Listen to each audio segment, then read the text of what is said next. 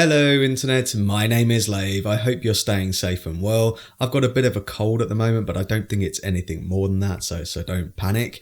So I've seen a few of my friends on socials absolutely raving about this new show on Sky Atlantic, and I thought to myself, maybe I should be checking this out. So I watched Gangs of London, which, as the title would suggest, is set in London and is about gangs, specifically the Wallace family, who have risen to the top of the chain, but when their patriarch is killed, a power struggle ensues between rival gangs and a whole bunch of people. So let's start there, shall we? Because this show does have a humongous cast with a lot of faces that I didn't recognise, some that I did, like some old EastEnders actors pop up from time to time, but there are so many players in this game of Gangs of London.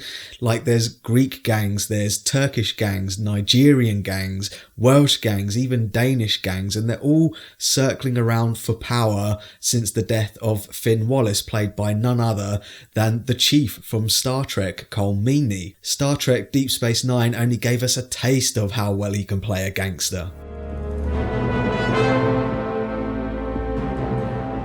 All joking aside, I do actually really like Cole Meany as an actor. It's just unfortunate that he's not in this all that much, aside from a few flashbacks, because he's the head of the family that gets killed in the first episode, and then his son Sean, played by Peaky Blinder Joe Cole, steps in to take power. Now, I do think this kid has got a career ahead of him, but I did find his performance in this a little bit annoying, because he always seems to be like doing this, and I do praise the show for not having like the cliched Cockney gangsters, and it makes sense that his character, who's been brought up in privilege, does talk like a posh boy, but I thought he overdid the poshness. Looks suspect to me. Aside from him, the rest of the Wallace family is made up of his dope-head brother. They've got a sister who wants out of the business, and then their mother is played by none other than Caitlin Stark. It also has Lucian Msamati, who plays Ed Dumani, the muscle who helped build the Wallace Empire into what it is, and is considered part of the family, with his daughter Shannon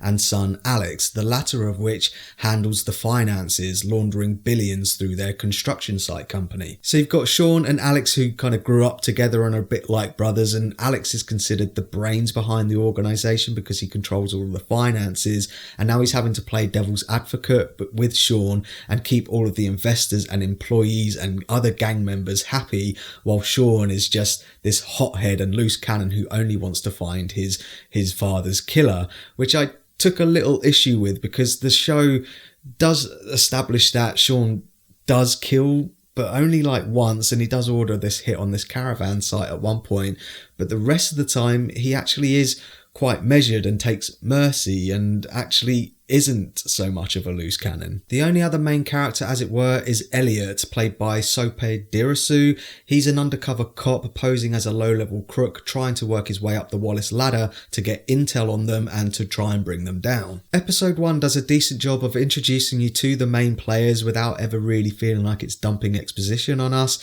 but it also takes this shock and awe approach with some very violent imagery of people getting whacked and killed right from the very start, with some very convincing effects. Now, personally, a bit of violence in a film or TV show with gangsters doesn't go amiss, but what really surprised me about the show was the amount of action type fight sequences it has, but then it all started to make sense when I realised that one of the directors and writer of the show is Gareth Evans, the director of both of the Raid movies. So if you liked those movies, then you'll probably have a blast with this, because it's got an absolute ton of highly choreographed fight sequences and gun battles in each episode. At times it felt like I was watching a 9-hour version of a John Wick movie. Now, as good as all of that stuff is, and it is executed and filmed extremely well, but like the John Wick films and the Raid movies, you don't really care about the drama side of it.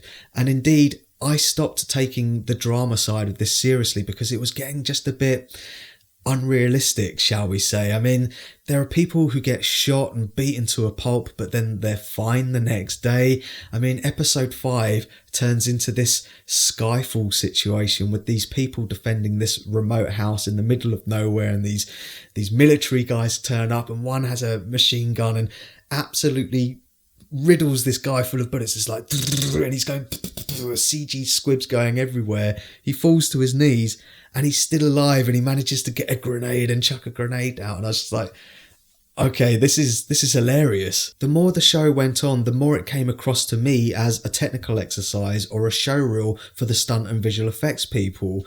I do think that the photography and cinematography is good as well, but really it became style over substance. I do praise the show for filming in what looks like real locations in London, and there's a surprising amount of visual effects work, which I think is stronger towards the beginning of the season, and they either ran out of money, time, or both towards the end. There's some dodgy CG smoke effects towards the end, and the action, like I say, it's really good, but it almost makes the show become comical when it's also asking you to take the drama seriously. And as a result of that, I just became less and less invested in the characters, and towards the end of the season, when it starts sequel baiting a second series, I was like, yeah, I'm not sure I'm invested enough to watch another season of this. So that's my thoughts on Gangs of London, and pause the video if you want to take a close look at my enjoyment tracker now. I think this show is trying to fill that Game of Thrones void in our life at the moment, but without the fantasy setting,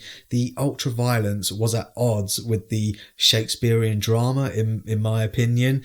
I think I'm just going to return to Peaky Blinders. I only got 3 seasons into that, so I'm going to start watching that again. But let me know what you thought if you've watched Gangs of London. If you haven't, it's available to download on Sky right now if you're in the UK. And as always, thanks very much for watching this review. I really do appreciate it. If you can, give it a like, and don't forget to share the Lave.